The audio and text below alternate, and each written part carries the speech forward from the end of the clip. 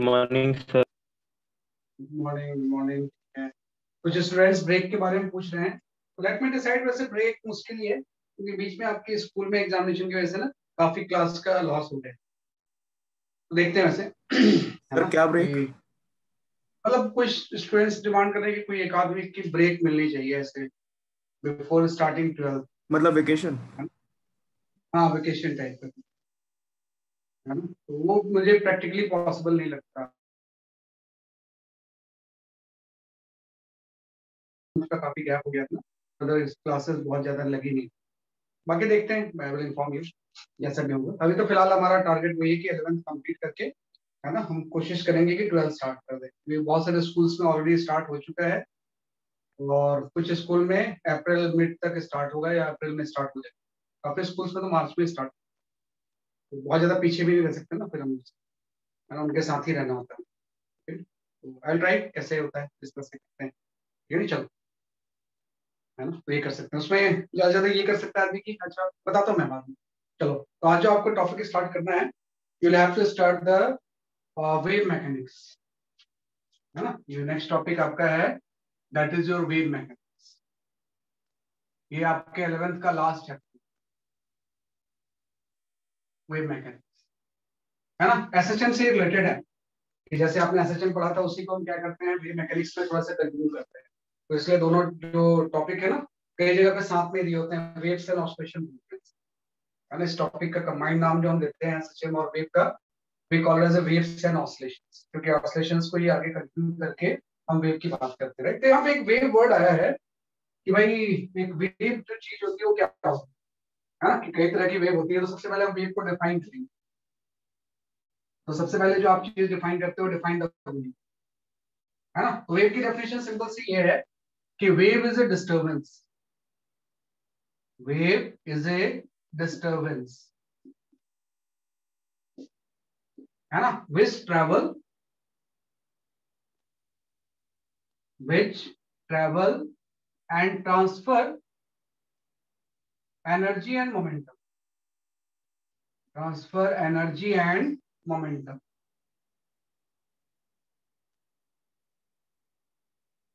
है ना, without transfer of medium, without transfer of medium, है ना। मीडियम या मैटर बात देखिए होगी कि wave is a disturbance that travel and transfer energy and momentum without transfer of matter, है ना। जैसे कि अगर हम वाटर वेव की बात करें, तो जैसे कोई अगर काम वाटर है ना, तो उसमें अगर आप एक स्टोन ड्रॉप करो तो आपने एक डिस्टर्बेंस किया ना, तो आपने देखा होगा सर्किल बाहर की तरफ ट्रेवल करता है, वही तो वेव है। कि जैसे आप किसी काम वाटर में अगर एक स्टोन ड्रॉप कर दो तो आपको पता है आपने उसको डिस्टर्ब किया, तो आपने देखा होगा एक सर्किल स्प्रेड होता है। वो सर्किल ही वेव है कि भाई उसके थ्रू वो वेव आगे ट्रेवल कर रहा है और अपने साथ एनर्जी भी आगे ले जा रहा है। लेकिन मीडियम कहीं थोड़ी जा रहा है, वाटर थोड़ी कहीं जाता है।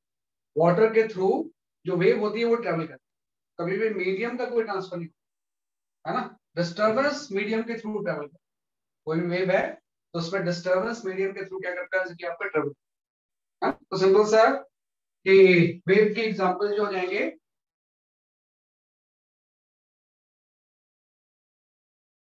वाटर वेव जो होती है वो भी आपकी वेव की एग्जांपल ही है ना। या हम बात कर सकते हैं, सबसे ज्यादा जो कॉमन एग्जांपल होता है वो होता है wave on string, wave on string. भाई किसी भी स्ट्रिंग के ऊपर जो वेव हो, है ना, कि भाई वाटर वेव या वेव ऑन क्या हो जाएगा कि आपका स्ट्रिंग हो जाएगा। तो जो वेव ऑन द स्ट्रिंग होगी वो बेसिकली आपकी इस तरह से होगी, है ना, कि इस तरह से अगर आपको स्ट्रिंग ले लो और इसको इस पॉइंट पे आप कनेक्ट कर, है ना, कि एंड पॉइंट पे आपने स्ट्रिंग को क्या कर दिया, कनेक्ट कर दिया, और इसको हम डिस्टर्ब करते हैं कंटिन्यूसली। कंटिन्यूसली हम इसको क्या करते हैं, डिस्टर्ब करते हैं, तो इसके थ्रू आपको पता है वेव ट्रेवल करती है। कंटिन्यूसली अगर हम ऊपर नीचे इस तरह से डिस्टर्बेंस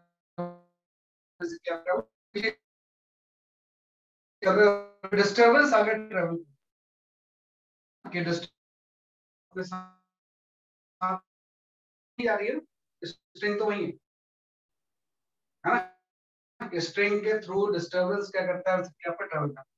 तो वेव के एग्जांपल वही है, लेकिन जो मीडियम है मैटर है, उसको डिस्टर्बेंस होता है, उसका क्या होता है, जैसे कि आपका ट्रांसफर होता है। तो वेव जो होती है बहुत तरह की होती है ना, कि वेव के अगर हम क्लासिफाइड करना चाहें तो वेव का सबसे पहला जो वेव की क्लासिफाइड होगी, अगर हम वेव को इस तरह से क्लासिफाई करना चाहें तो वेव की सबसे जो पहली कैटेगरी होती है नॉन मैकेनिकल। पहली वेव जो हो जाएगी उसको हम क्या बोलते हैं, जैसे आपकी मैकेनिकल वेव। पहली जो कैटेगरी होगी वो क्या होगी, जैसे कि आपकी मैकेनिकल वेव। और दूसरी जो वेव होती है इसको हम बोलते हैं नॉन मैकेनिकल, नॉन मैकेनिकल, है ना। कि पहली कैटेगरी हो जाएगी जैसे कि आपकी मैकेनिकल वेव, और दूसरी क्या हो जाएगी जैसे कि आपकी नॉन मैकेनिकल। तो जो मैकेनिकल वेव होती है विच रिक्वायर्ड मीडियम, है ना, कि mechanical wave required medium for its travel. Mechanical wave required medium for its travel, it's travel. Travel के लिए इसको मीडियम की रिक्वायरमेंट है ना। और जो नॉन मैकेनिकल वेव होती है डू नॉट रिक्वायर मीडियम,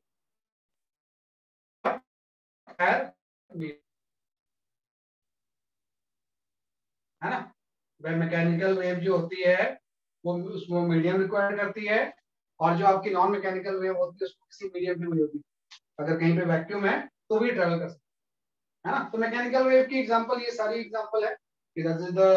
इसका अगर हम एग्जांपल देखें तो वेव की जरूरत पड़ेगी करने के लिए, है ना, कि भाई यहाँ पे हम वाटर में जो वेव लेते हैं उसमें वाटर की उसको जरूरत पड़ेगी, तो वाटर वेव, हाँ।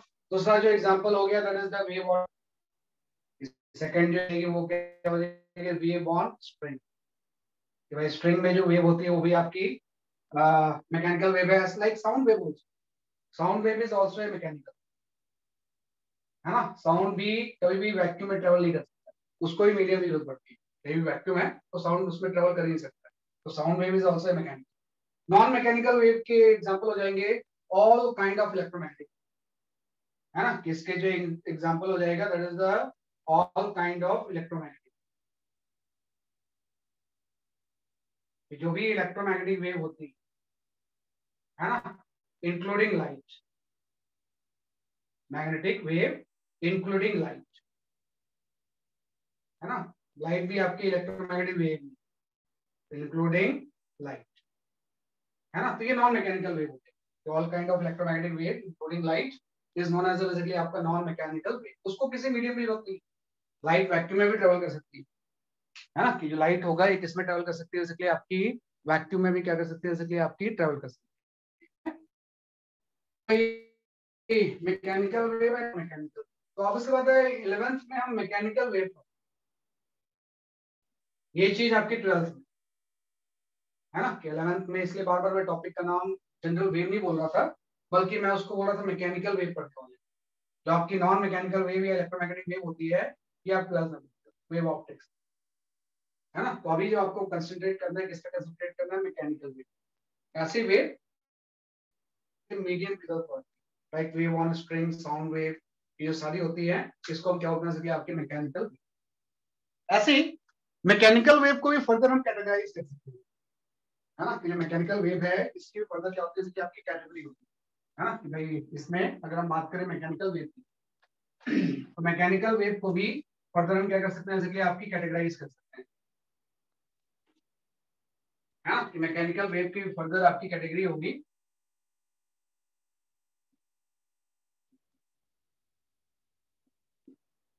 है ना। तो जो मैकेनिकल वेव है इसकी जो दो कैटेगरी होती है वो आपकी होती है ट्रांसवर्स वेव एंड लॉन्गिट्यूडिनल। पहले जो कैटेगरी होगी उसको हम क्या बोलते हैं, ट्रांसवर्स वेव, और दूसरी जो वेव होती है इसको हम बोलते हैं लॉन्गिट्यूडिनल, लॉन्गिट्यूडिनल वेव, है ना। कि भाई एक कैटेगरी होती है ट्रांसवर्स वेव एंड दूसरी क्या हो जाएगी, जैसे आपकी लॉन्गिट्यूडिनल। तो जो ट्रांसवर्स वेव होती है, जब मैं बात करूं इस तरह से आपके ट्रांसवर्स वेव की, तो ट्रांसवर्स वेव में जो मीडियम का पार्टिकल ऑसिलेट करता है वो डायरेक्शन ऑफ वेव ट्रेवल के परपेंडिकुलर ऑसिलेट, है ना। कि ट्रांसवर्स वेव की जब भी हम बात करेंगे तो ट्रांसवर्स वेव में मीडियम पार्टिकल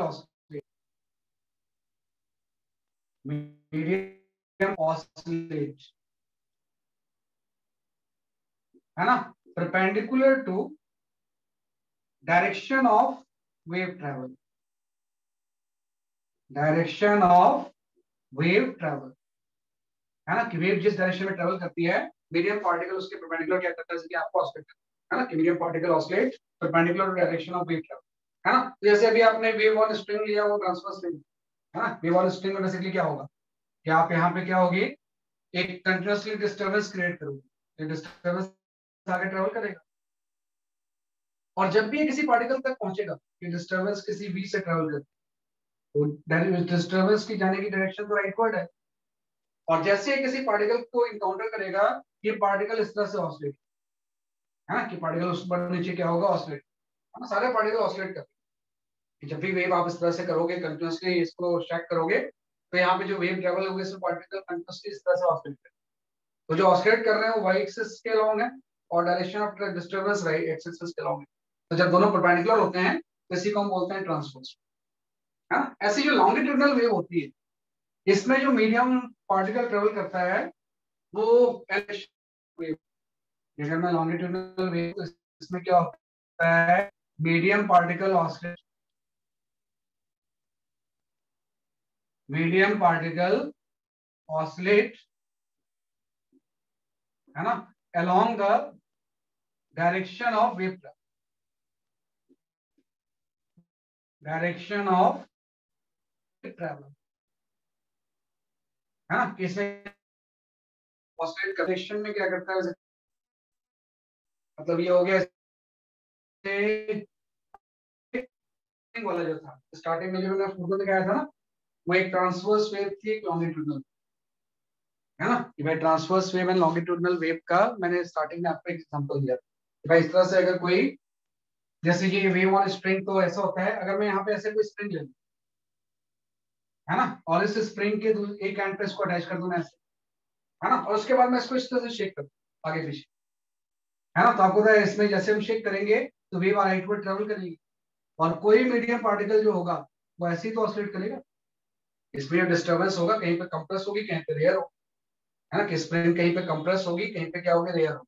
तो जो डायरेक्शन वी की है, वही डायरेक्शन ऑसिलेशन, तो इसको हम क्या बोलते हैं, लॉन्गिट्यूडनल, है ना। ध्यान रखना, जो साउंड वेव होती है, इससे लॉन्गिट्यूडनल मैकेनिकल, है ना, कि अगर मैं साउंड वेव की बात करूंगा, तो साउंड वेव भी लॉन्गिट्यूडनल मैकेनिकल वेव, तो जस्ट मैं यहाँ पे लिखूंगा लॉन्गिट्यूडनल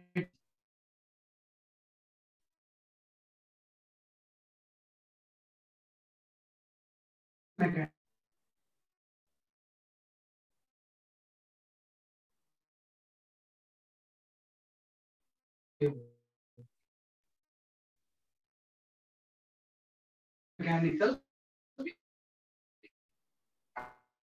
जो बेसिक नेचर होता है, क्या ट्रांसवर्स एज वेल एज क्या हो गया लॉन्गिट्यूड, तो दोनों तरह की वेव आपको पढ़ना है, ट्रांसवर्स भी पढ़ेंगे, वेव ऑन स्ट्रिंग भी, और will study the sound wave. तो साउंड वेव जो है, एक लॉन्गिट्यूडनल मैकेनिकल वेव है, या फिर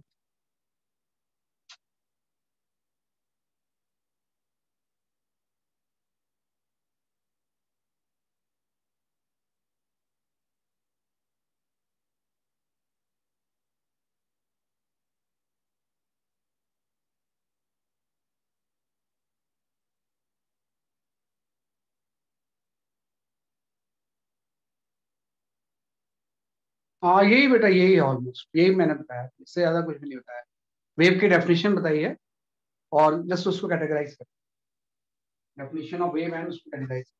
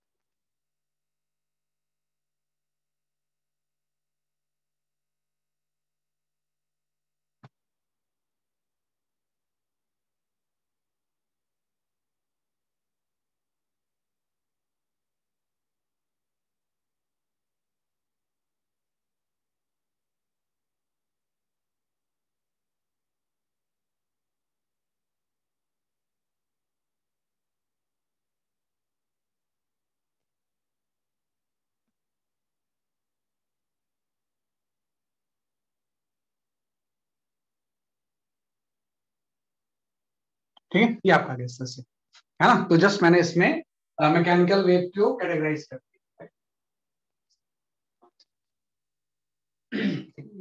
इसके बाद हम आते हैं कि भाई वेव को हम रिप्रेजेंट कैसे करें, है ना। कि भाई जैसे आपने ऐसे एसएचएम का इक्वेशन लिखा था, वैसे वेव का इक्वेशन कैसा हो, है ना। कि कोई भी अगर वेव है तो उसको थ्रू इक्वेशन हम कैसे रिप्रेजेंट करें, है ना। इसमें थोड़ी सी प्रॉब्लम है ना, एसएचएम में क्या था, सिर्फ ऑसिलेशन होते थे, इसमें एक ट्रैवलिंग भी हो रही है ना, है ना। कि मैं एसएचएम में क्या करता था कि कोई पार्टिकल जो है वो कोई भी पार्टिकल एसएचएम में सिर्फ ऑसिलेट करता था, है ना। कि कोई पार्टिकल जो है वो सिर्फ ऊपर नीचे ऐसे ऑसिलेट कर रहा है ना। कि अगर कोई पार्टिकल अभी इक्विलिब्रियम पोजीशन के अबाउट इस तरह से क्या करता था, ऑसिलेट करता था with amplitude plus a and minus ए,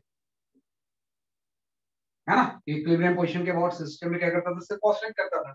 और जब ऑसिलेट करता था तो किसी भी टाइम पे इसका अगर मैं डिस्प्लेसमेंट लिखता था वाई, है ना। कि भाई किसी टाइम पे मेन पोजीशन से अगर ये वाई डिस्प्लेसमेंट पे है तो वाई सिर्फ टाइम का फंक्शन होता है ना, टाइम के साथ ये ऊपर नीचे जाएगा, है ना। कि वाई जो फंक्शन होता था किसका होता था, जैसे कि आपका टाइम का हो सकता है। लेकिन वेव फंक्शन को रिप्रेजेंट करना थोड़ा सा मुश्किल है।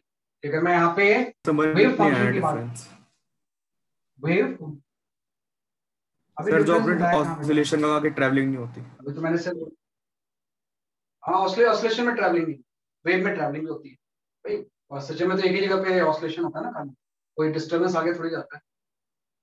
एक पार्टिकल एक ही पाथ में बार बार क्या करता है, सिर्फ ऑसिलेशन, उसमें जो वाई होगा सिर्फ किसका फंक्शन होगा, टाइम, टाइम के साथ वो अपनी पोजीशन चेंज करता है। इन वेव में क्या होगा कि भाई ऑसिलेशन तो होता है, उसके साथ डिस्टर्बेंस आगे भी ट्रेवल, है ना। कि भाई ऑसिलेशन तो होगा ही, लेकिन डिस्टर्बेंस आगे की तरफ क्या करता है, ट्रेवल करता है ना। कि भाई एक इसकी डिस्टर्बेंस आगे की तरफ ट्रेवल कर रही है, आपने डिस्टर्बेंस सिस्टम में क्या होगा, सिर्फ एक ही जगह पे चीजें ऑसिलेट करेंगी, कोई ट्रेवलिंग इन्वॉल्व नहीं। इसमें क्या होगा, आगे भी डिस्टर्बेंस जा रहा है और ये ऑसिलेट भी, है ना। तो इसमें अगर मैं ये लिखना चाहूँ कि वेव, तो उसकी पोजीशन लिखनी पड़ेगी। ये कोई भी पार्टिकल है तो इसका किसी ऑरिजिन से, ऑरिजिन अगर हम यहाँ पे ले लें तो इसकी पोजीशन कोई एक्स हो जाए, कि कहाँ पे वो पार्टिकल, वो भी मैटर करता है कि जिस पार्टिकल की हम डिस्प्लेसमेंट की बात कर रहे हैं वो किस पोजीशन पे, है ना। कि अगर वो कहाँ पे, वो भी इम्पोर्टेंट है ना। कि पार्टिकल को यहाँ पे, है ना, तो एक्स, है ना। कि ऑरिजिन जहां भी आपने लिया है उससे एक्स की वैल्यू क्या हो जाएगी, पोजीशन ऑफ पार्टिकल। और उसके बाद आपको पता है टाइम के साथ ये चीज ऑसिलेट करनी है ना। तो ऑब्वियस बात है कि अगर ये इसकी मेन पोजीशन है तो मेन पोजीशन से इसका डिस्प्लेसमेंट कोई वाई हो जाएगा, है ना। तो अब देखो वाई जो होगा अब सिर्फ टाइम का फंक्शन नहीं होगा, यहाँ पे जो वाई जो फंक्शन होगा,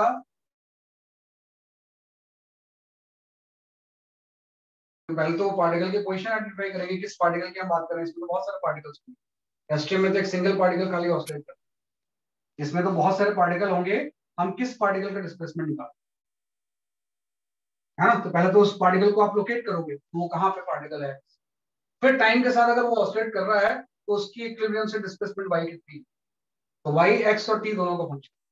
तो मेजर डिफरेंस वही है कि एसएचएम में सिर्फ एक ही पोजीशन में पार्टिकल एक सिंगल ऑसिलेट करता है, लेकिन जब हम बात करेंगे वेव की तो इसमें मल्टीपल पार्टिकल्स होंगे तो एक पोजीशन भी आ जाएगी, किस पोजीशन पे, तो वाई इसमें फंक्शन ऑफ क्या हो जाएगा, एक्स एंड टी बोथ, है ना। तो ऐसा कोई भी इक्वेशन जिसमें कि एक्स और टी दोनों का फंक्शन आता है वो वेव को रिप्रेजेंट करता है ना। कि कोई भी फंक्शन जो कि एक्स और टी दोनों आते हैं उसको रिप्रेजेंट करते हैं इसके आपके वेव, है ना। तो इन जनरल हम, अगर मैं यहाँ पे लिखूं कि what is the general expression for wave function, अगर मैं ये लिखना चाहूँ कि what is the general expression for wave function, कोई भी अगर वेव है तो उसका जनरल एक्सप्रेशन कैसा होगा, है ना। तो वो नॉर्मली इस फॉर्म में होता है, y is a function of kx plus minus omega, है ना। भाई एक्स और टी दोनों का फंक्शन है।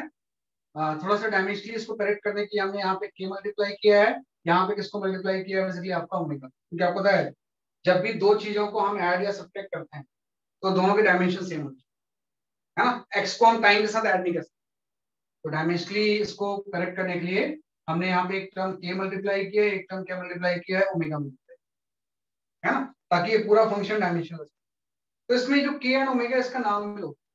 ओमेगा जो होता है वो तो सेम है जैसा एसएचएम होता है। Omega is simply known as angular frequency. Omega क्या होती है बेसिकली आपकी एंगुलर फ्रीक्वेंसी, है ना। एक बार आपको ओमेगा पता है तो हम एसएचएम का टाइम पीरियड निकाल सकते हैं। Time period of the SHM जो होगा वो 2 पाई बाई ओमेगा। ये पार्टिकल जो ऑसिलेट करेगा इस तरह से, है ना, कि मीडियम का कोई भी पार्टिकल जो ऑसिलेट कर रहा है उसका कुछ टाइम पीरियड होगा, तो टाइम पीरियड इस ओमेगा से निकाल सकते हैं। और दूसरा हो जाएगा जो के इसमें वर्ड यूज हुआ है, इसको हम बोलते हैं एंगुलर वेव नंबर। जैसे एंगुलर फ्रीक्वेंसी है वैसे ही आपका एक नंबर आ जाएगा, this is known as angular wave number. This is simply known as angular wave number. और जो एंगुलर वेव नंबर की होता है इससे वेव की हम वेवलेंथ निकालते हैं, जैसे उससे टाइम पीरियड आपने निकाल लिया है, ऐसे हम इससे लैम्डा निकालते हैं। लैम्डा की वैल्यू 2 पाई बाई क्यू। अगर आपको के पता है तो वेव की वेवलेंथ आ जाएगी। वेवलेंथ का मतलब ये होता है कि एक साइकिल की जो लेंथ होती है उसी को हम वेवलेंथ, है ना, कि एक साइकिल की जो लेंथ होगी that is simply known as कि आपकी का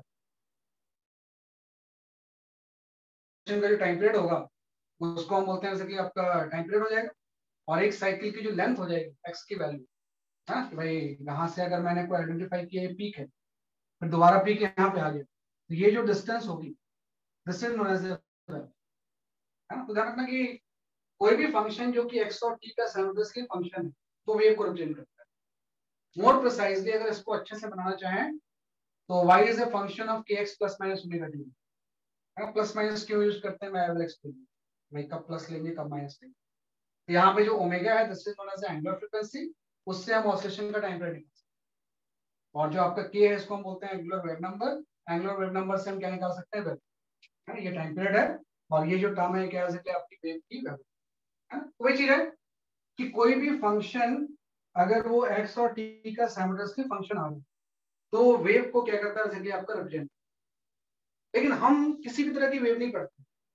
हम जो वेव पढ़ते हैं we study harmonic travelling wave, है ना, कि हम जो वेव पढ़ते हैं ना वो पढ़ते हैं हार्मोनिक ट्रैवलिंग, है ना। यहाँ पे आप थोड़ा ध्यान रखना कि हम जो वेव पढ़ते हैं जो जैसे वेव ऑन स्ट्रिंग या साउंड वेव है, ये जो सारी वेव है इसको हम बोलते हैं ये हार्मोनिक ट्रैवलिंग। एक वर्ड यूज हो गया harmonic travelling wave, harmonic travelling wave, है ना। तो हार्मोनिक ट्रैवलिंग वेव और नॉर्मल वेव में डिफरेंस ये होता है कि हार्मोनिक जब वर्ड यूज हो गया मतलब जो मीडियम का पार्टिकल है वो एसएचएम परफॉर्म करे। देखो अभी तक मैं वर्ड यूज कर रहा था ऑसिलेशंस, लेकिन अब अगर हार्मोनिक ट्रैवलिंग वेव है तो पार्टिकल सिर्फ ऑसिलेशन नहीं बल्कि क्या परफॉर्म करेगा, सिंपल हार्मोनिक मोशन, एसएचएम। तो हार्मोनिक ट्रैवलिंग वेव में इसका मेन मतलब ये हो गया कि मीडियम पार्टिकल जो भी होगा, medium particle right perform SHM, perform SHM, है ना। और एसएचएम परफॉर्म करेगा मतलब वही है कि इसमें जो रिस्टोरिंग फोर्स होगा this is directly proportional to the minus है कंडीशन ऑफ एसएचएम को सेटिस्फाई, है ना। तो जो भी वेव ऑन स्ट्रिंग हम पढ़ते हैं, साउंड वेव पढ़ते हैं, ये सारी हार्मोनिक ट्रैवलिंग। ट्रैवलिंग का मतलब ये है ट्रैवल करती है ना। बाद में हम एक और तरह की वेव पढ़ेंगे उसको स्टैंडिंग वेव। तो ये स्टैंडिंग वेव नहीं है बल्कि ये हार्मोनिक, हार्मोनिक का मतलब है कि मीडियम पार्टिकल सिंपल ऑसिलेशन नहीं बल्कि क्या परफॉर्म करेगा, एसएचएम परफॉर्म करेगा। और कोई भी फंक्शन जब एसएचएम परफॉर्म करता है तो वो साइन या कॉस के टर्म्स में, ये जो फंक्शन मैंने लगाया है फंक्शन कुछ भी हो सकता था, एक्सपोनेंशियल भी हो सकता था, लॉगरिथमिक भी हो सकता था, कोई भी चीज हो सकती है ना। लेकिन जब ये हार्मोनिक वेव होगा तो ये फंक्शन जो होगा साइन या कॉस के टर्म्स। तो जब इक्वेशन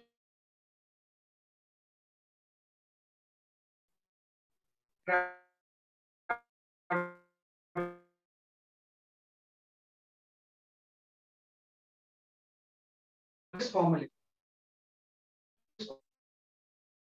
फंक्शन जो होगा वो साइन आ जाएगा को रिप्रेजेंट करने के लिए हम इस इक्वेशन को यूज, हाँ यही एसएचएम होता था तो ये वाला टर्म नहीं होता, उसमें तो एक ही था, तो ये ओमेगा टी वाला था, क्योंकि उसमें तो सिर्फ टाइम के साथ रिलेशन, उसमें कुछ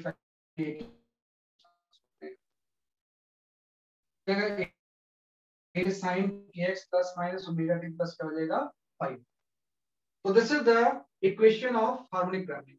इसमें हम चीजें डिफाइन कर सकते हैं। y क्या हो जाएगा, डिस्प्लेसमेंट ऑफ पार्टिकल। भाई जिस भी पार्टिकल की हम बात कर रहे हैं उसका किसी भी टी टाइम पे डिस्प्लेसमेंट क्या मेन पोजीशन से, जैसे मैंने वहां पे शो किया, भाई किसी भी एक्स और टी टाइम क्या होगा।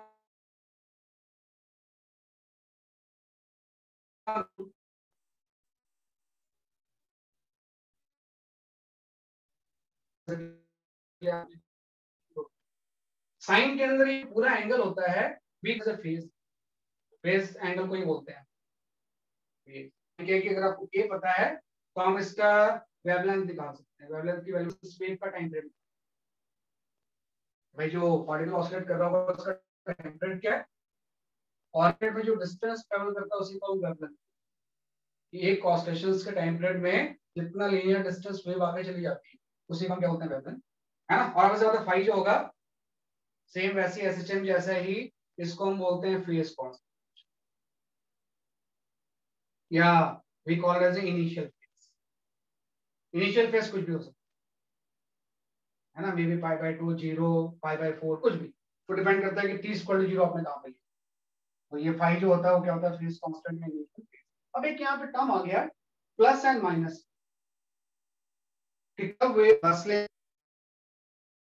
और वेव में हम क्या लेंगे, जैसे कि मतलब वेव जो मूव कर रही है अलोंग द पॉजिटिव एक्सिस में है, सिंपल सा अगर यहाँ पे प्लस साइन आया है मतलब wave is moving towards the positive axis,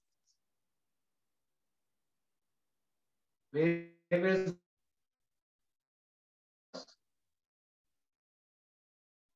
positive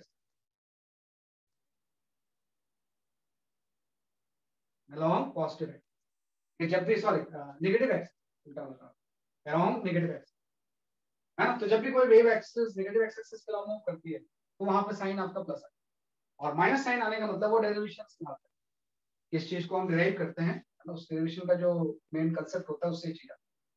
और जो वेव नेगेटिव साइन आ गया मतलब wave is moving along positive axis,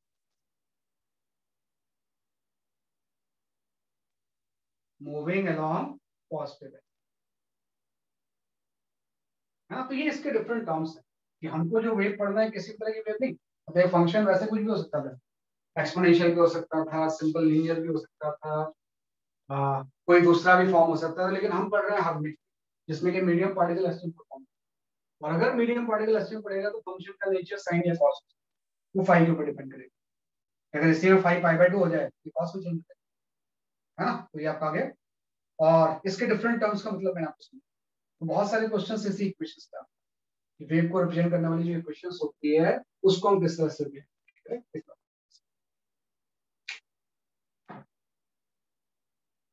आसान सा चैप्टर है, इसको एक मेन प्रॉब्लम है कि स्टूडेंट पढ़ते नहीं, लास्ट चैप्टर होता है ना तो हर जगह से छूट जाता है, जबकि क्वेश्चन इससे बहुत आसान से आते हैं।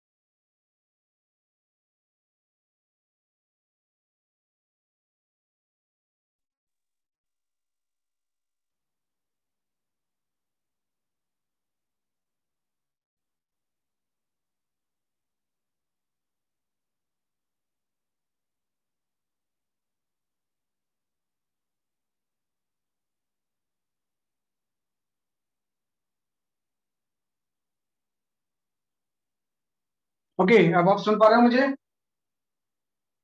Yes sir. यस ओके, बीच में नेट ऑफ हो गया था एक्चुअली, है ना, और फोन के डाटा से ही चलता नहीं, नेट चला गया था, ठीक है ना। तो मैंने बताइए आपको कि वेव अभी हम कंटिन्यू करेंगे, और जैसे वेव खत्म होता है देन स्टार्ट करते हैं। और थोड़ा सा ध्यान रखना कि अब आपको करूंगा कि वीकेंड्स पे तो मैं पढ़ाते रहूंगा रेगुलर 11th के टॉपिक्स या 12th के टॉपिक्स जो भी होंगे। जो वीकडेज वाली थर्सडे क्लास होगी उसमें हम उसको हम 11th के रिवीजन के लिए रखेंगे, उसमें क्वेश्चंस की प्रैक्टिस वगैरह करते रहेंगे, सो दैट जब आप 12th में भी चले जाओ तो आप 11th भूलोगे। कई बार ऐसा होता है कि 12th में जाने के बाद ना उस पर फोकस आ जाता है, फोकस होना भी चाहिए, लेकिन थोड़ा बहुत 11th से कनेक्शन, थोड़ा सा 11th से कनेक्टेड रहने से सही, क्योंकि आपके मेजर टेस्ट वगैरह भी अभी आएंगे अप्रैल में, जो मेजर टेस्ट है उसमें कंप्लीट 11th, तो आप थोड़ा सा रिवाइज वगैरह उसको करते हैं। और कोई प्रॉब्लम नहीं, जैसे जैसे होगा वैसे वैसे विल प्रॉब्लम। ये जस्ट मैंने बताया है कि कोई भी वेव है तो उसको नॉर्मली हम इस इक्वेशन से रिप्रेजेंट कर सकते हैं, है ना, कि वेव फंक्शन का जो इक्वेशन होगा उसको हम इस तरह से रिप्रेजेंट कर सकते हैं, है ना। तो इसको थोड़ा सिंप्लीफाई कर लेते हैं कि मैं ऐसा बोलता हूँ कि कोई वेव मैंने यहाँ पे चूज कर लिया, y is equal to a sine kx minus omega, ये मैंने चूज कर लिया। तो इनडायरेक्टली मेरा मतलब ये है ना कि मैंने इनिशियल फेस 0 ले लिया है ना। इनिशियल फेस तो मैं कुछ भी चूज कर सकता हूँ कि भाई इसमें इनिशियल फेस मैंने क्या ले लिया 0, और यहाँ पे माइनस साइन यूज किया है मैंने, मींस वेव जो मूव कर रही है वो पॉजिटिव एक्स एक्सिस के अलॉन्ग। अगर यहाँ पे बीच में प्लस साइन होता तो ये किस तरह मूव करती है, आपकी नेगेटिव एक्स एक्सिस के अलॉन्ग, है ना। तो जो वेव मूव कर रही है वो किसके अलॉन्ग मूव कर रही है, आपकी पॉजिटिव एक्स एक्सिस के अलॉन्ग। अब थोड़ा सा प्रॉब्लम आती है कि इसको हम ग्राफिकली कैसे रिप्रेजेंट करें, है ना। यहाँ पे आ जाता है आपका graphical representation of wave, graphical representation of wave. कोई भी अगर वेव है तो उसका ग्राफिकल रिप्रेजेंटेशन कैसा होगा, है ना। तो प्रॉब्लम इसमें ये है कि एक साथ एक्स और टी दोनों का फंक्शन है ना। जैसे एसएचएम में क्या था, सिर्फ टाइम का फंक्शन था, तो आपने साइन वाला कर्व बना दिया, तो इसमें एक्स का भी फंक्शन है, टाइम का भी फंक्शन, तो हम एक साथ नहीं बना सकते ना दोनों। या तो हम y का x के साथ ग्राफ बनाएंगे, या y का हम किसके साथ ग्राफ बनाएंगे, जैसे आपके t के साथ। तो आप सबसे पहले हम यहाँ पे बना कि y का अगर आप x के साथ ग्राफ बना दो, है ना, कि अगर ये y का आप x के साथ ग्राफ बना रहे हो, है ना, कि अगर हम ये बना रहे हैं कि what is the y versus x graph, तो हम इसमें t 0 लेंगे,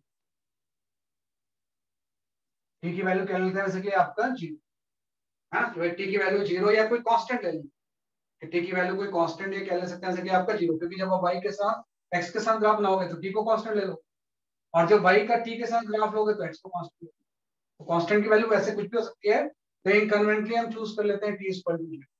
तो जैसे इस फंक्शन में अगर मैं टाइम 0 पुट करूंगा तो यहाँ पे फंक्शन आपका ये आ जाएगा y equal to a sin k,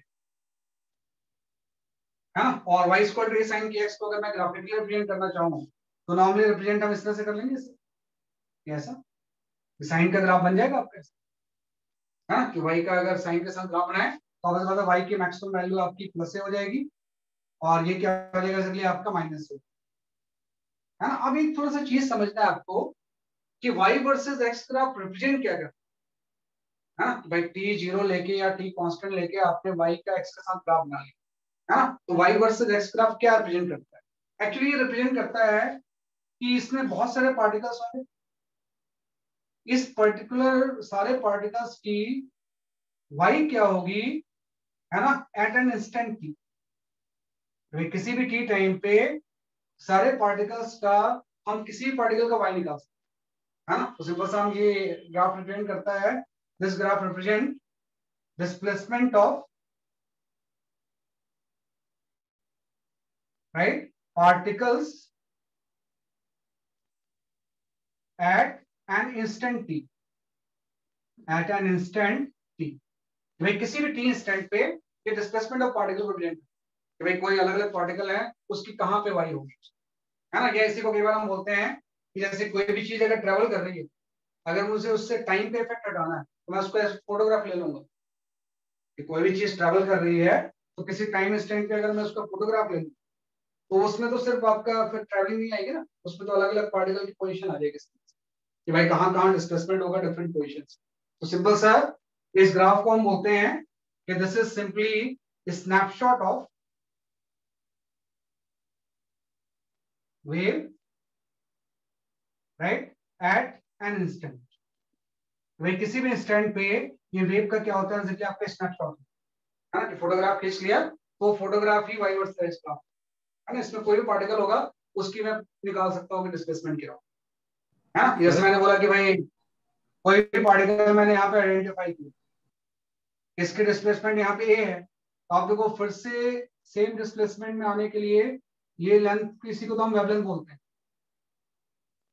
है ना, कि भाई एक साइकिल का जो भी लेंथ होता है सेम डिस्प्लेसमेंट के लिए, that is known as a wavelength.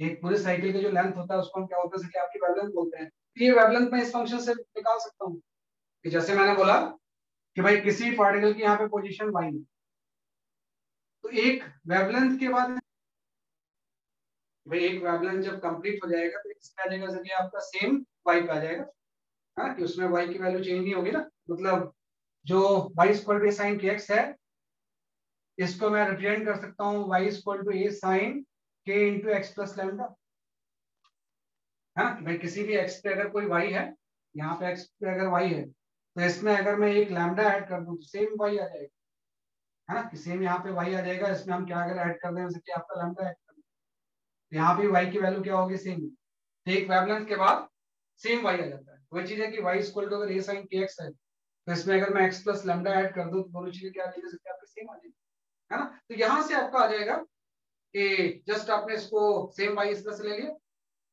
है ना, कि सेम y आपने इस तरह से क्या किया, जैसे आपका कंप्लीट कर दिया, तो दोनों चीजें क्या होंगी, जैसे आपकी सेम। वही चीज आ गई कि हाँ, किसको आपने इस तरह से क्या कर दिया, वैसे क्या आपका डिफाइन, है ना। तो जस्ट ये स्नैपशॉट होता है कि भाई किसी भी वेव का जब हम स्नैपशॉट लेंगे तो y वर्सेस क्या होता है, जैसे कि आपका एक्स ग्राफ।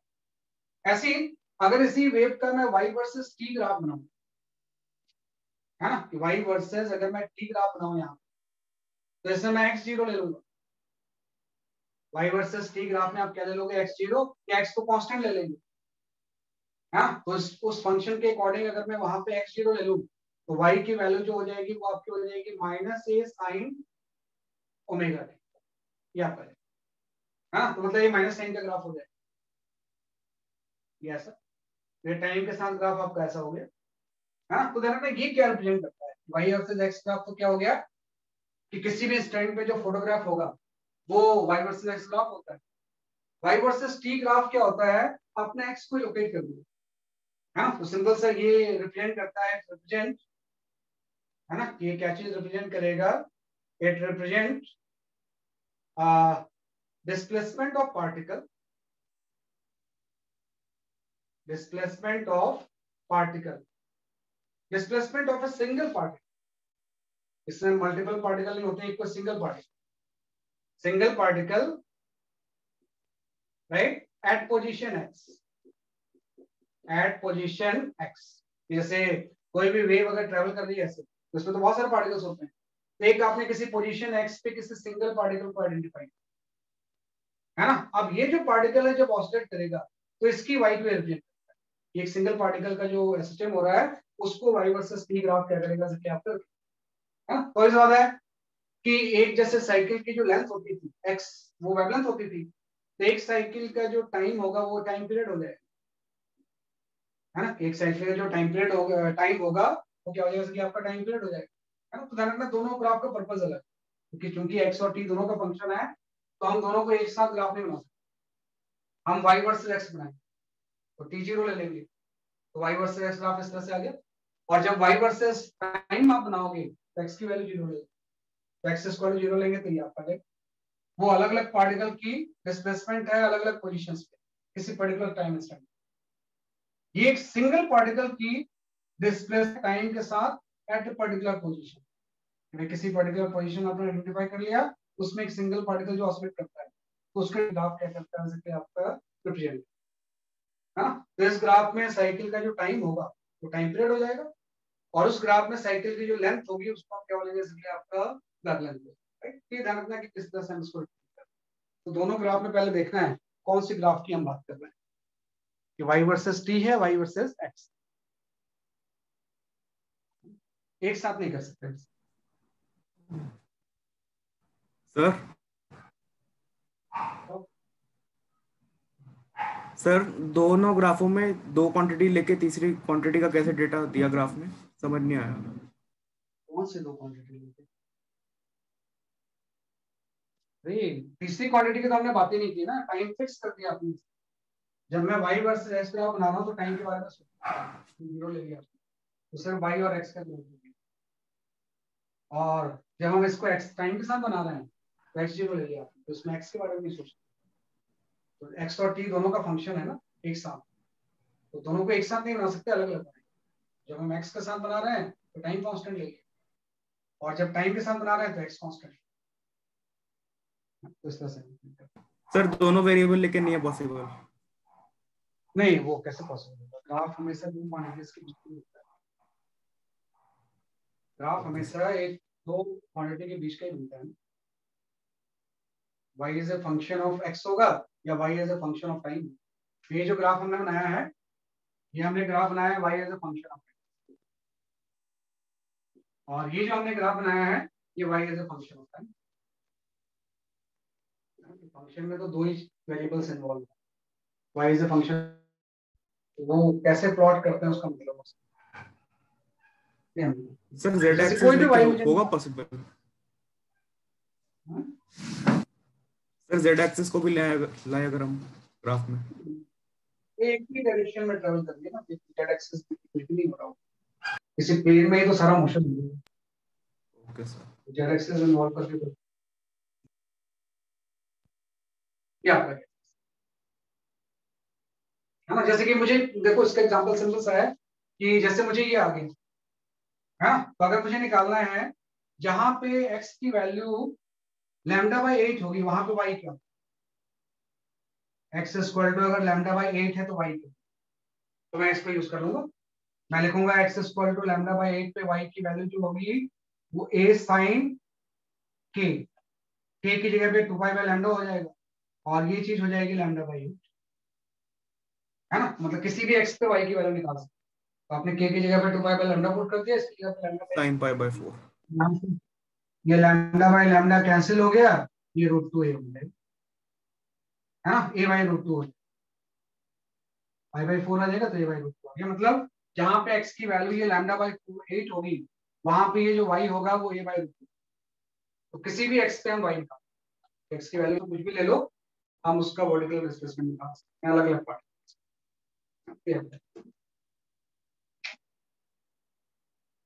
और इसमें टाइम के साथ निकाल सकते हैं कि अलग अलग टाइम पे पार्टिकल की क्या डिस्प्लेसमेंट है, तो दोनों का पर्पज अलग अलग है। अब इसमें एक चीज और भी आ गई कि वेव के केस में अब दो तरह की वेलोसिटीज भी हो जाएंगी, है ना? कि भाई वेव के केस में अगर हम यहाँ पे देखना चाहें तो दो तरह की वेलोसिटीज पॉसिबल है ना। एक तो हो जाएगा, उसको हम बोलेंगे वेव वेलोसिटी, और एक हो जाएगा पार्टिकल वेलोसिटी, है ना? कि वेव के केस में अगर हम ध्यान दें तो दो तरह की वेलोसिटी आ जाएगी। एक तो वेलोसिटी हम बोलते हैं कि वेव वेलोसिटी क्या होगी, है ना? जो हो जाती है वेलोसिटी ऑफ वेव ट्रेवल, कि जिस वेलोसिटी से वेव ट्रेवल कर रही है उसी को हम बोलते हैं wave velocity of wave travel, है ना? कि जिस वेलोसिटी से वेव ट्रेवल या वेलोसिटी होती है, इस तरह से अगर कोई वेव ऐसे जा रही है तो जिस वेलोसिटी से वेव डिस्टरबेंस आगे जा रहा होगा उसी को हम क्या बोलते हैं कि आपकी वेव। तो मैं वेव आगे जा रहा है तो एक्स तो चेंज हो रहा है ना? तो जो वेव वेलोसिटी होती है इसकी वैल्यू में लिख सकता हूँ dx बाई, ये जो rate of change of x होगा उसी को हम क्या बोल सकते हैं जैसे कि आपकी वेव वेलोसिटी, जिस रेट से एक्स चेंज हो रहा होगा उसी चीज को हम क्या बोलेंगे जैसे कि आपकी डिस्टरबेंस या वेव की वेलोसिटी। या अभी जो आपने पढ़ा वेवलेंथ और टाइम पीरियड, कि भाई एक टाइम पीरियड में जितना वेव आगे ट्रेवल कर जाता है वही तो वेवलेंथ। तो अगर मैं वेव वेलोसिटी लिखना चाहूँ तो मैं ऐसा लिख सकता हूँ कि वेव वेलोसिटी की जो वैल्यू होगी वो वेवलेंथ अपॉन टाइम पीरियड, भाई टाइम पीरियड में, एक टाइम पीरियड में वेव जितना डिस्टर्बेंस आगे चला जाता है उसी को हम वेवलेंथ बोलते हैं। तो वेवलेंथ अपॉन टाइम पीरियड भी क्या हो जाएगा, वेव वेलोसिटी। ये तो बड़ा फेमस इक्वेशन है, v equal to lambda by T, क्योंकि 1/t फ्रीक्वेंसी होती है, तो v इक्वल टू लैम्डा है ना, किसी भी वेव के लिए वैल्यू, कि किसी भी वेव की अगर मुझे वेलोसिटी वेवलेंथ को मैं किससे मल्टीप्लाई कर दूंगा, फ्रीक्वेंसी से, है ना, कि वेवलेंथ को मैं किससे मल्टीप्लाई कर दूंगा, फ्रीक्वेंसी से, तो वेव की वेलोसिटी आ जाएगी, चाहे वो साउंड की हो, चाहे वेव ऑन स्ट्रिंग हो, चाहे लाइट, लाइट की वेलोसिटी यही तो होती है, वेवलेंथ इनटू फ्रीक्वेंसी। तो v की वैल्यू जो होती है, वेव वेलोसिटी जो होती है, dx बाई dt होगा, एक्सचेंज होगा, लैम्डा अपॉन टी होगा, 1/t जो होता है फ्रीक्वेंसी, तो इसको लिख सकते हैं लैम्डा है, right? या इसको थोड़ा सा अगर हम अपने टर्म्स में लिखना चाहें जो अपने वेव में पढ़े थे, तो मैं इसी वेव वेलोसिटी को, लैम्डा को मैं लिख सकता हूँ 2 पाई बाई के, और जो 2 पाई टाइम पीरियड होगा इसको मैं लिख सकता हूँ 2 पाई बाई ओमेगा, है ना, तो यहाँ से 2 pi cancel, wave velocity omega by k है ना, where omega is the angular frequency और के एंगुलर वेव नंबर, वो एक सेम चीज है, या तो लैम्डा बाई टी ले लो, या लैम्डा को फ्रीक्वेंसी से मल्टीप्लाई करके वेव वेलोसिटी निकालो, या वेव वेलोसिटी की वैल्यू क्या आ जाएगी, इसकी आपकी ओमेगा बाई टी। तो this is simply known as a, जिस वेलोसिटी से डिस्टर्बेंस आगे ट्रेवल कर, ये तो हो गया डिस्टर्बेंस आगे ट्रेवल करने की वेलोसिटी। तो इसमें एक और velocity possible, that is known as a particle velocity, है ना, ये तो वेव वेलोसिटी है, एक और वेलोसिटी इसमें पॉसिबल है, उसको हम बोलते हैं पार्टिकल वेलोसिटी, पार्टिकल वेलोसिटी, है ना। पार्टिकल वेलोसिटी का मतलब हो जाएगा कि जिस वेलोसिटी से particle oscillate, velocity of oscillating particle, oscillating particle, है ना, कि भाई जिस वेलोसिटी से पार्टिकल ऑसिलेट कर रहा है वो आपकी पार्टिकल वेलोसिटी होती है। जैसे आपने बोला कि कोई वेव है, तो जिस वेलोसिटी से डिस्टर्बेंस ट्रेवल कर रहा है वो तो वेव वेलोसिटी होगी, लेकिन यहाँ पे पार्टिकल भी तो ऑसिलेट करना है ना, तो जिस वेलोसिटी से पार्टिकल इस तरह से ऑसिलेट कर रहा होगा उसको हम बोलते हैं particle velocity, VP. Wave velocity के लिए वी यूज किया है, पार्टिकल वेलोसिटी के लिए वीपी होगी, पार्टिकल वेलोसिटी। तो आप देखो, जब आप पार्टिकल वेलोसिटी वीपी निकालोगे तो पार्टिकल वेलोसिटी जो हो जाएगा उसमें वाई चेंज होगा, delta y by delta T, है ना, तो भाई जिस वेलोसिटी से वाई चेंज होगा वही तो पार्टिकल की वेलोसिटी होगी, है ना। तो आप देखो मैंने यहाँ पे पार्शियल डेरिवेटिव यूज किया है ना, यहाँ पे जो सिंबल यूज किया है मैंने, क्या यूज किया है, पार्शियल डेरिवेटिव। डेरिवेटिव हम कब यूज करते हैं आप जानते हो, we use the partial derivative, है ना, कि भाई vp equal to delta y by delta t लिया है, उसमें मैंने क्या यूज किया है, partial derivative.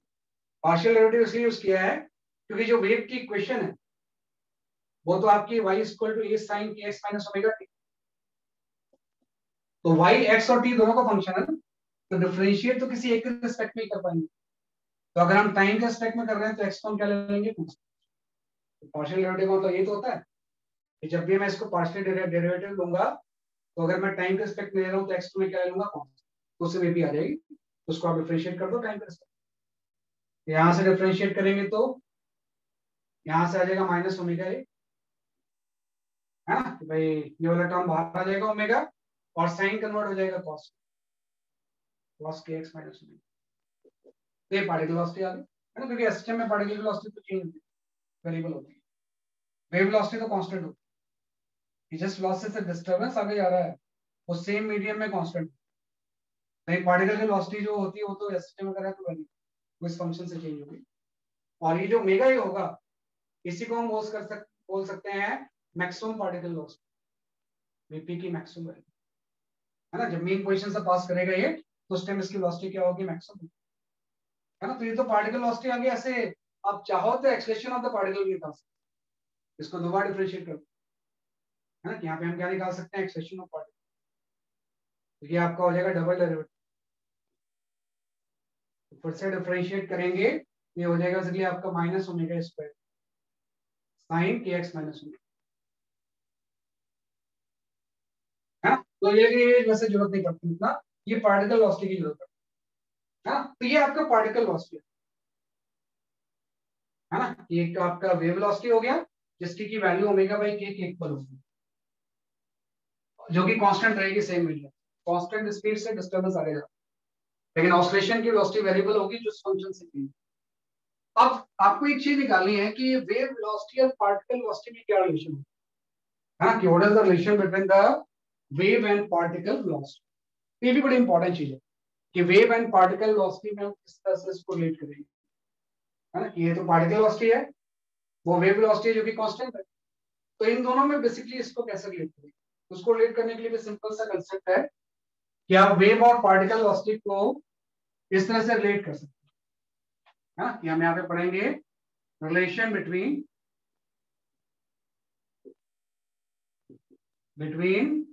Wave and particle velocity,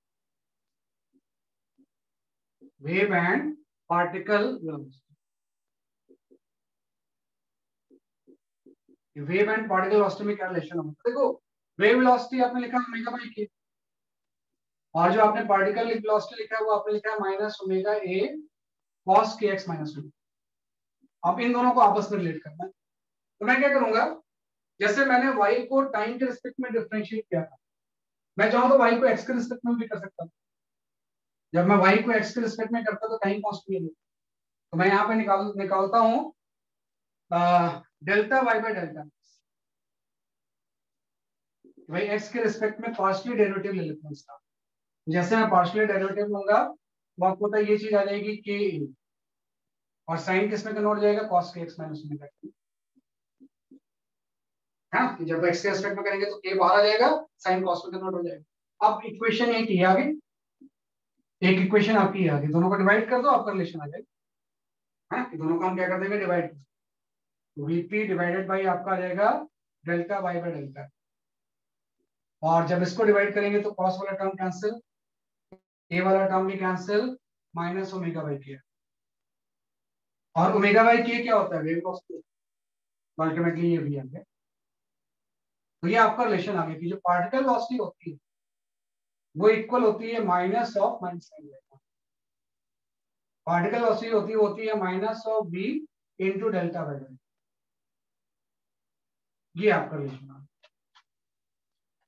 हाँ। कि भाई ये वेव वेलोसिटी है, ये पार्टिकल वेलोसिटी है, यहाँ पे delta y by delta x, और delta y by delta x क्या होता है हम जानते हैं, this is the slope of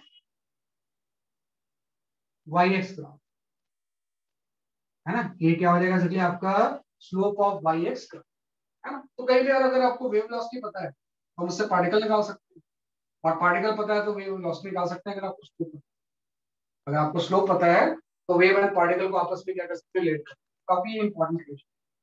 और कैसे निकाला मैंने ध्यान दिया, ये तो वीपी होती है, वाई को एक्स के रिस्पेक्ट में डिफरेंशिएट करके दोनों को डिवाइड कर, तो कॉस वाला टर्म कैंसिल, सिंपल ये रिलेशन है ना। इसका एग्जांपल बड़ा इंटरेस्टिंग चीज है ये, जैसे मैंने बोला कि किसी केस में मुझे वेव वेलोसिटी पता है ना, कि वेव वेलोसिटी सपोज जो ट्रेवल कर रही है कांस्टेंट वेलोसिटी से वो 2 मीटर पर सेकंड से ट्रेवल, है ना। और यहाँ मैंने एक टेंजेंट ड्रॉ किया, है ना। इस टेंजेंट का एंगल मैं लिखता हूँ सपोज आपका ये कोई 1 डिग्री, बहुत कम एंगल होता है ना। वैसे तो कोई क्वेश्चंस में 30-40 दिया होता है, तो इन वेव के केस में पॉसिबल नहीं, तो मे बी एंगल जो है सपोज जो टेंजेंट बना रहा है वो 1 डिग्री, तो आपको बताना है कि अगर वेव वेलोसिटी 2 मीटर पर सेकंड है और इस लोकेशन में अगर ये टेंजेंट का एंगल अगर 1 डिग्री है तो पार्टिकल वेलोसिटी क्या है। तो मैं सीधे ये फॉर्मूला यूज करूंगी, है ना, कि भाई मैं लिखूंगा Vp equal to minus v, minus v, v की वैल्यू आपने बोला है कि 2 है, into delta y by delta x. तो delta y by delta x जो होता है वो tan थीटा होता है, तो यहाँ पे तो थीटा 1 डिग्री दिया हुआ है, तो अगर स्मॉल एंगल होता तो tan थीटा थीटा रेडियन के इक्वल है ना। तो जो tan थीटा की वैल्यू यहाँ पे हो जाएगी tan 1 डिग्री जो होगी ये आपकी 1 रेडियन के इक्वल, पाई बाई 1, है ना। ठीक होता है भाई, स्मॉल वैल्यूज अगर हो तो tan थीटा थीटा रेडियंस के इक्वल, मतलब tan थीटा की वैल्यू क्या हो जाएगी, पाई बाई 1, यहाँ पे हम पाई बाई 1 लिखेंगे, है ना। तो यहाँ पे जो पार्टिकल वेलोसिटी होगी उसकी वैल्यू जो हो जाएगी देखिए आपकी माइनस पाई बाई 90 मीटर पर सेकंड, है ना। तो अगर वेव वेलोसिटी मैंने 2 ले लिया और यहाँ पे एंगल ये 1 डिग्री है, तो इस पार्टिकल की वेलोसिटी जो होगी वो माइनस, यहाँ पे माइनस आपने ले लिया पाई बाई 90 मीटर पर सेकंड। तो देखिए माइनस का मतलब, ये माइनस का मतलब है पार्टिकल जब ऑसिलेट करता है तो ऊपर भी जा सकता है नीचे भी जा सकता है। तो माइनस का मतलब ये पार्टिकल यहाँ पे नीचे है ना, कि पार्टिकल उस स्टैंड पे जो 1 डिग्री टेंजेंट पे होगा वो किस तरफ जा रहा होगा, जैसे कि यहाँ पर नीचे। ये बड़ा इंपॉर्टेंट रिलेशन है wave velocity and particle. Sir वो नॉर्मली पार्शियल डेरिवेटिव में के कैसे आया? ये बेटा सब्स्टिट्यूशन मेथड वो होता है ना, derivative of outside and inside.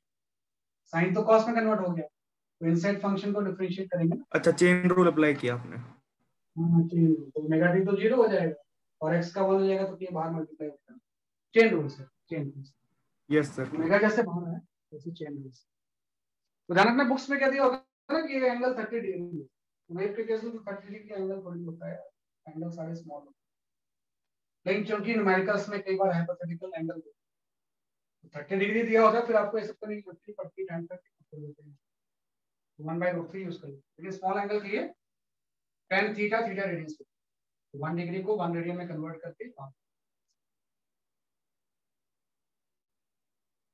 ये आपका आ गया। तो 3 तरह की चीजें हमने पढ़ी, व्हाट इज वेव वेलोसिटी, जिस वेलोसिटी से डिस्टरबेंस आएगा, या आपने डिस्टरबेंस किया जिस वेलोसिटी से, जिस वेलोसिटी से पार्टिकल वेरिएबल ऑसिलेट और उन है ना, वो डिपेंड करेगा कि हम पे तो ये आपकी वेव की बेसिक्स है। चैप्टर जो है सर इसमें बेसिक्स अगर पता हो सर तो वन क्वेश्चंस बहुत इजी है। सर 1 डिग्री है, मतलब 1 डिग्री एंगल, तो फिर ये क्या है? बेटा 1 डिग्री एंगल को tan theta equal to theta होता है ना, स्मॉल एंगल अगर होता है। ये tan थीटा जो थीटा होता है, ये थीटा डिग्री में नहीं होता है, ये रेडियंस में। तो रेडियन में कन्वर्ट करते हैं ना इसे, किसी भी डिग्री को रेडियन में कैसे कन्वर्ट करते हैं, पाई पॉइंट पाई बाई 180 से डिवाइड। सर कॉस का भी कुछ होता है tan sir theta equal to relation? cos theta तो 1 हो यस। जाता है, स्मॉल एंगल को cos थीटा की वैल्यू 1 होती है। और भी होता है इक्वेशन, ऐसा भी लिखते हैं, cos theta is equal to 1 minus theta square. लेकिन ये वाला टर्म बहुत छोटा होता है, इसलिए 1 ही। स्मॉल एंगल के लिए sin थीटा थीटा होता है। मतलब हमने बेसिकली थीटा 10 to 0 कर दिया कॉस थीटा के सर केस में। इसमें हाँ, साइन थीटा वाले में थीटा रेडियन नहीं लिखते? उसमें भी थीटा, हर जगह पे रेडियंस हो, हर जगह पे रेडियन, हर जगह पे रेडियंस हो जाए रेडियंस। मैं लेता हूँ एक क्वेश्चन या टाइम है, this is going to the last question, बाकी नेक्स्ट क्लास में क्वेश्चंस और भी करेंगे।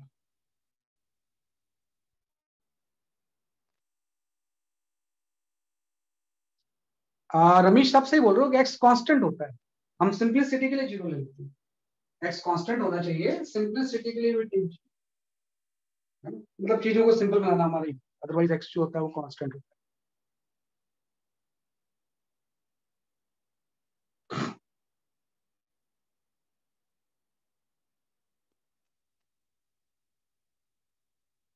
तो एक क्वेश्चन मैं देखता हूँ कोई आप जो कर सकते हो।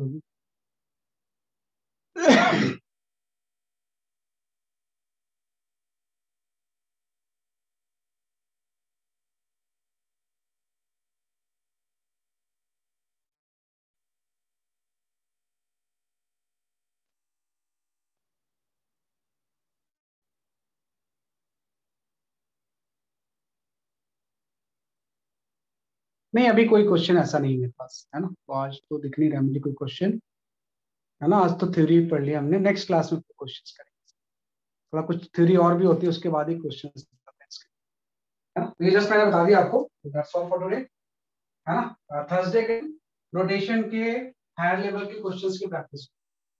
है ना। थर्सडे को ये नहीं पढ़ेंगे, इसको फिर से हम सैटरडे संडे हमारा अब से थर्सडे के दिन सिर्फ आपके 11th के सिलेबस की higher level practice and revision की, क्योंकि 11th पे स्ट्रॉन्ग होना है, बस 11th पे रहता है, क्योंकि 10th से आप 11th में आते हो ना, तो दिस इज विद एवरीवन, है ना, सब स्टूडेंट के साथ एक कॉमन होती है। 11th में थोड़ा सा हाथ तंग रहता है बच्चों, इतना नहीं रहता है लेकिन फिर भी तो उसको करते चलना है।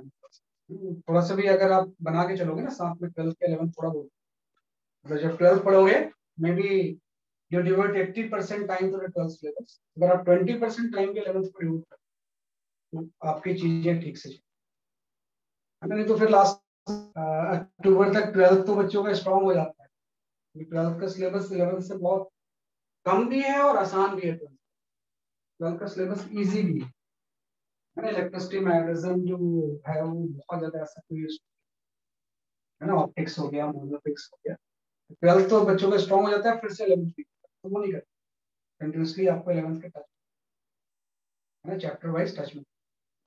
तो वही मैंने रखा है कि थर्सडे को हम प्रैक्टिस करते हैं। That's all for today.